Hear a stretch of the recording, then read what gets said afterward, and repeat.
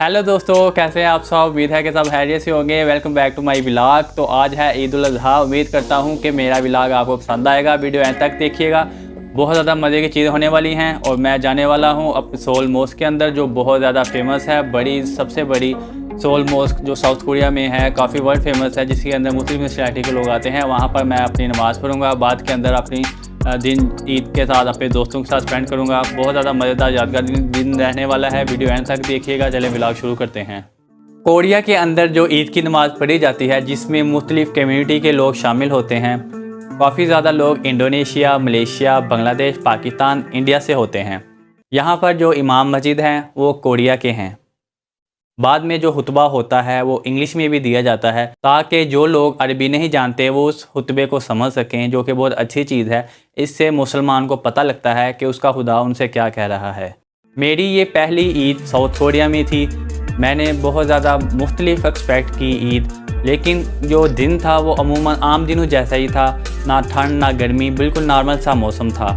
जो लोग थे वो तो नॉन मुस्लिम हैं, जो कि यहाँ पर ज़्यादातर कोरियन, उनका कोई मज़हब ही नहीं है। लेकिन कुछ मेजॉरिटी, आप कह सकते हैं 20% लोग क्रिश्चियन हैं। तो लिहाजा मुझे ये दिन आम दिनों के जैसा ही लगा। लेकिन जैसे ही मैं सोल की मॉस्क के पास पहुंचा तो मुझे अपनाइत सी महसूस हुई। मुझे लगा कि मैं अपनी कम्युनिटी के पास होता जा रहा हूं। सोल सेंट्रल मॉस्क, जो कि सोल ग्रैंड मॉस्क भी कहलाती है, ये साउथ कोरिया में सबसे बड़ी मॉस्क है। ये मस्जिद इटावन के पास वाक़या है, जो सोल का करीबी शहर है, जो जाना जाता है मल्टीकल्चरल एटमॉस्फेयर के लिहाज से। ये मस्जिद 1976 में तामीर की गई थी, जो कि बाद में कोरियन मुस्लिम फेडरेशन हेडक्वार्टर के तौर पर रही। इस मस्जिद बनाने का मकसद था कोरिया में ग्रो होते हुए मुस्लिम कम्युनिटी जो सोल में थी उसको कैटर करना, जिसके अंदर कोरियन जो कन्वर्ट्स होते हैं मुसलमान में, उनको, और जो पहले से ही मुसलमान थे उनको गाइड करना। इस मॉस्क का जो आर्किटेक्चर है वो पुराने और नए टेक्निक से बनाया गया है। इसका आर्किटेक्चर इस लिहाज से डिज़ाइन किया गया है जिसको देखकर आपको कोरियन कल्चर और इस्लाम की एग्जिस्टेंस जो तुर्की में देखी जाती है एक मॉस्क की सूरत में, उससे मुशाहबत रखती है। इस मस्जिद के हाल में बेक वक्त 2000 इबादत गुजार अपनी इबादत कर सकते हैं। इसके मीनार बहुत ज़्यादा ऊंचे हैं और इन मीनारों से अजान हमें सुनाई देती है। प्रेयर हॉल के साथ साथ इस मॉस्क के अंदर एक कम्प्लेक्स भी है, जहां एक क्लासरूम है इस्लामिक एजुकेशन के लिए, और एक लाइब्रेरी है, और एक हलाल फूड कोर्ट भी है। और इसी तरह मुख्तलिफ़ किस्म की फैसिलिटीज़ हैं जो कि कम्युनिटी में रहने वाले लोगों के लिए और इनकी सरगर्मी को जारी रखने के लिए इस्तेमाल में लाई जाती है। इस मस्जिद के अंदर 5 वक्त की नमाज और ख़ास तौर पर जुम्मे का खुतबा और नमाज भी अदा किया जाता है, तो जिसकी वजह से कोरिया में रहने वाले ज़्यादा मुसलमानों की तादाद जो मुस्लिम नेशनैलिटीज़ और बैकग्राउंड से हैं, यहाँ पर आकर अपनी नमाज अदा करते हैं। सोल सेंट्रल मॉस्क ना सिर्फ मजहबी एतबार से मुसलमान कम्युनिटी में बहुत ज़्यादा अहम किरदार अदा करती है, बल्कि ये एक लैंडमार्क है मॉडर्न और कदीम मुसलमान अकायद रखने वालों को आपस में मिलाने का। जो लोग इस वीडियो को देख रहे हैं मुख्तलिफ़ कल्चर से, मुख्तलिफ़ कंट्री से, और है वो मुसलमान, तो उम्मीद करता हूँ आप इस बात को समझ रहे होंगे कि मैं कैसी फीलिंग एक्सप्रेस करना चाहता हूँ आप सबके साथ। जब आप अपनी कम्युनिटी में, अपने मुल्क में, अपने सिटी में और अपने घर में होते हैं, अपनी फैमिली के साथ ईद स्पेंड करते हैं, वो जो लम्हात जज्बात है साथ साथ आप अपनी फैमिली के साथ शेयर कर रहे होते हैं। जब आप अकेले तनहा किसी दूसरी कंट्री में होते हैं, वो आप काफ़ी ज़्यादा महसूस करते हैं। तो हमेशा की तरह जो पाकिस्तानी लड़के हैं उन जैसा लिबास, जो कि मैंने शलवार कमीज़ पहनी है, मेरे जैसे दूसरे दोस्तों ने भी शलवार कमीज़ पहनी थी, कुछ ने शेरवानी पहनी थी। ज़्यादातर लोग जो इंडोनेशिया थे उन्होंने शेरवानी पहनी हुई थी, और जो औरतें थी वो भी यहाँ पर नमाज़ पढ़ने आईं। कुछ लड़कियाँ थीं यूनिवर्सिटीज़ की फ़ेलो, वो भी यहाँ पर नमाज़ पढ़ने आईं, उन्होंने भी शलवार कमीज़ पहनी। हम सब ने एक दूसरे को ईद विश की, जो काफ़ी ज़्यादा हमें एक दूसरे से ईद एक्सचेंज गिफ्ट की। बाज़ों ने ईदी दी, बाज़ों ने ईदी ली, मुझे भी कुछ ईदी मिली और मैंने भी कुछ ईदी दी, तो ये चलता ही रहता है। ईद की नमाज़ पढ़ने के बाद हमने फ़ैसला किया हम तुर्किस्तान के अंदर खाना खाएंगे, जिसके अंदर हम कुछ दोस्त मिलकर वहाँ पर गए और वहाँ पर जाकर उसके रेस्टोरेंट पे खाना एंजॉय किया दोपहर का। और बाद में हमने प्लान बनाया हम डाउनटाउन स्ट्रीट में जाएंगे और विज़िट करेंगे इस नाइट को कि किस तरह ये खूबसूरत होने वाली है इस यादगार दिन की।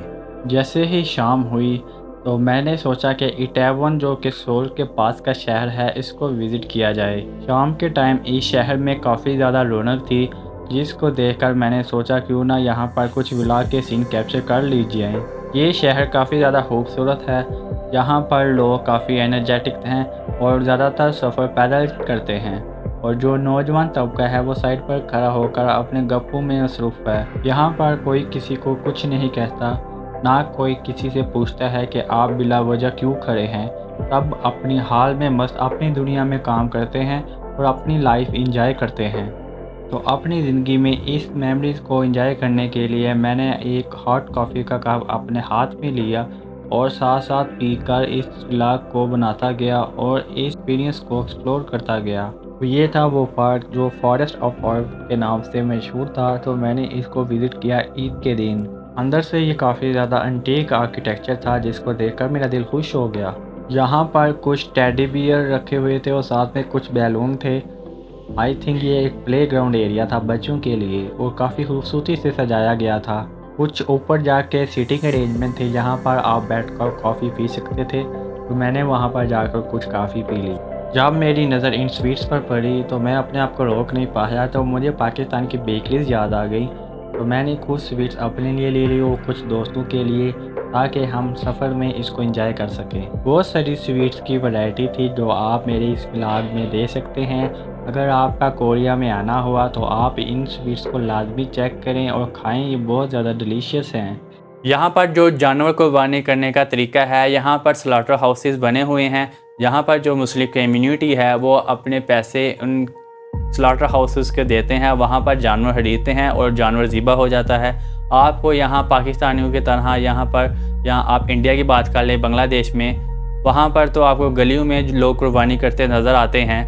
लेकिन ज़्यादातर जो आउट ऑफ कंट्रीज़ में आप देख लें, नॉन मुस्लिम कंट्रीज़ हैं, वहाँ पर लोग जो मुस्लिम कम्युनिटी है वो पैसे जमा करके एक आप कह सकते हैं दावा सेंटर, वहाँ पर पैसे दे देते हैं और बाद में वहाँ पर अपने लिए मॉस्क भी बना लेते हैं जहाँ वो नमाज अदा कर लें। और जो कुर्बानी का जानवर है वो खरीद कर वहाँ ही ज़िबा कर दिया जाता है और वहाँ ही सब कुछ इंतज़ाम गोश्त वगैरह तकसीम कर दिया जाता है, जिसकी वजह से आपको ईद का दिन भी आम दिनों जैसा ही लगता है। लेकिन जब हम अपने दोस्तों के साथ होते हैं तो हम एक दूसरे के साथ हैप्पीनेस शेयर करते हैं और अपने जज्बात को शेयर करके हमें ये लगता है कि हम वाकई कुछ ईद का दिन है। जो बच्चे यहाँ पर पढ़ने आए हैं और वो समझते होंगे वो लैब में इस तरह बैठकर मेरा व्लॉग देख रहे हैं, तो मैं आपकी फीलिंग समझ सकता हूँ, क्योंकि कोरिया में लैब का काम बहुत ज़्यादा होता है और बाद की ईद भी लैब में ही गुजर जाती है। तो आपको बहुत ज़्यादा ख्याल रखना पड़ता है कि ईद में आपने किस तरह अपने आप को मसरूफियत से निकाल कर अपने ईद की तरफ ला कर अपने आप को खुद को एंजॉय करवाना है। तो खैर, मैंने इस व्लॉग के अंदर मैं पार्क में घूमने की बजाय मैंने फोकस किया कि मैं किसी ऐसे डाउनटाउन में जाऊं जहां पर मुझे कुछ मुख्तलिफ नज़र आए, क्योंकि नेचर तो ऑलरेडी सब ने देखी ही होती है, लेकिन जो वेल डेवलप्ड सिटी इंफ्रास्ट्रक्चर वो देखना बहुत ज़्यादा ज़रूरी है, क्योंकि वो हर एक के बनाने की बस में बात नहीं। तो इसी तरह मैंने एक म्यूज़ियम पार्क का रुख किया, वहाँ पर जाकर मैंने विज़िट किया। काफ़ी खूबसूरत पार्क था जिसमें लोग बच्चे खेल रहे थे, तो मैंने भी खुद को बच्चा बनाकर वो अपने ईद की खुशियाँ एंजॉय करने को सोचा। तो वहाँ पर जाकर मैंने कुछ बच्चे देखे, उनसे खेला मिला और साथ में हम दोस्त थे जो शूटिंग कर रहे थे और साथ में अपने लम्हात को एंजॉय करके ये सीन इंजॉय रिकॉर्ड कर रहे थे। तो उम्मीद करता हूँ जिसने ये वीडियो देखी है उन सब की ईद अच्छी गुजरी होगी और उन्होंने ईद बिल्कुल इंजॉय किया होगा और ईद का सही मतलब समझा होगा। ईद का मतलब है खुशी बांटना, खुश होना, सबको खुशियाँ देना, और जो नाराज़ हैं उनको भी मनाना, क्योंकि ये लम्हात बार बार नहीं आते। जो ज़िंदा हैं उनकी उसी वक्त कदर कर लेनी चाहिए। बाद में मर जाने से, बाद में याद करने से कोई फ़र्क नहीं पड़ता।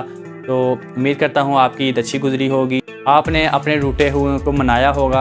अगर नहीं मनाया तो उनको जाकर मनाएं और एंजॉय करें। लाइफ ये थोड़ी सी है, 4 दिन की ज़िंदगी फिर अंधेरी रात। खैर, सोल में ईद गुजारने का ये जो मेरा लम्हा था बहुत ज़्यादा यादगार था और ये हमेशा मेरी मेमोरीज़ में व्लॉग के तौर पर रहेगा। इसके बाद मैं कोरिया के अंदर मुख्तलिफ प्लेसेस एक्सप्लोर करने वाला हूँ। उम्मीद करता हूँ आपको ये व्लॉग अच्छा लगा होगा। अगर व्लॉग अच्छा लगा है तो लाइक करें, कमेंट करें और चैनल को सब्सक्राइब करना ना भूलिएगा। मिलता हूँ अब अगले व्लॉग में।